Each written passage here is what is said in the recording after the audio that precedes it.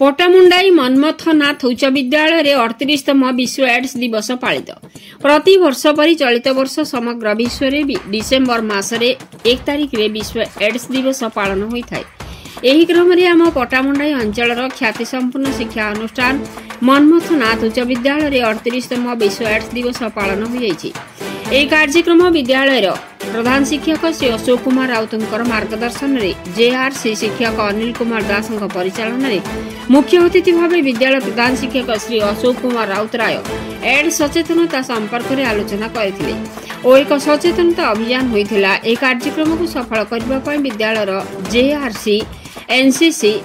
Cadet scout guide eco club NHC club छात्र छात्री माने भाग नेथिले। ए कार्यक्रम उद्देश्य रे होइथिबा ड्राइंग और वक्तृता प्रतियोगिता रे कृति प्रतियोगी को मानपत्र और पुरस्कार दिया जायतिला। ए कार्यक्रम रे विद्यालय वरिष्ठ शिक्षक अशोक कुमार दास स्वागत भाषण कार्यक्रम संयोजना और अतिथि परिचय विद्यालय एनसीसी शिक्षक सरोज कुमार स्वाई और इको क्लब शिक्षक तापस कुमार बेहेरा कार्यक्रम प्रारंभिक सूचना प्रदान करथिले और एड्स रोगर कारण और निराकरण संपर्क में सूचना देथिले। विद्यालय शिक्षयित्री अनिता धल धन्यवाद अर्पण करथिले और विद्यालय शिक्षक श्री विनोद कुमार जेना पिला माननकु या संपर्क में अनेक सूचना देथिले। पट्टामुंडाई अशोक कुमार साहू का रिपोर्ट मसीहा न्यूज।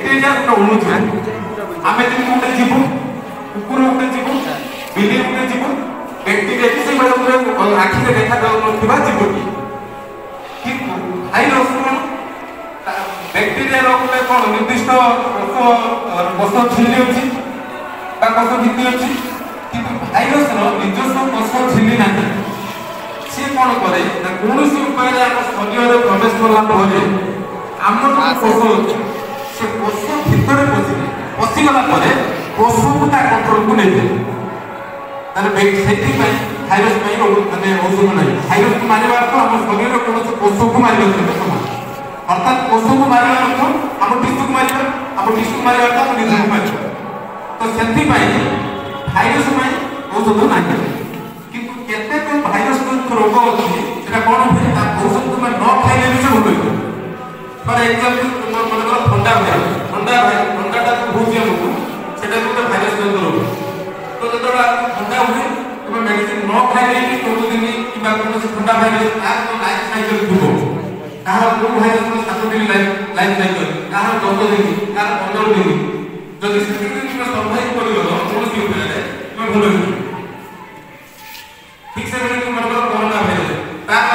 लाइफ टाइम पूरा 14 दिन जब 14 दिन कौन सी बारे सर्वाइव करथिलो जो ऑटोमेटिकली भाइरस शरीर से नष्ट हो हमको कुछ मेडिसिन खाइबा पड़िबो नहीं से बड़ी एड्स गोटे भाइरस से भाइरस की एचआईवी भाइरस को कोई सेटा कोन करे कोष भितर पसि जाए कोष को कंट्रोल को नहीं जाए देखो हमर कोष होती रक्त रे रक्त तो दी प्रकार गोटे होती एक ग्रानुलोसाइट गोटे ग्रानुलोसाइट एक ग्रानुलोसाइट को तीन हो देखो सेटा लिम्फोसाइट मोनोसाइट एक प्रकार जो न्यूट्रोफिल हिस्टोफिल इलास्टोफिल ग्रानुलोसाइट दी प्रकार लिम्फोसाइट मोनोसाइट ए जो पांच प्रकार रक्त कोष अछि ता भितर किछि रक्त कोष जेमिति कि लिम्फोसाइट हैला एमाने कोन करली हमको माने बाहर जो बैक्टीरिया बा भाइरस हमको जो प्रवेश करत ताको मारिबारे साध्य करत अर्थात हमर इम्यूनिटी पावर अछि हमर इम्यूनिटी पावर से माने हम इम्यूनिटी पावर भले काम करत हम शरीर को उड़ा काम करत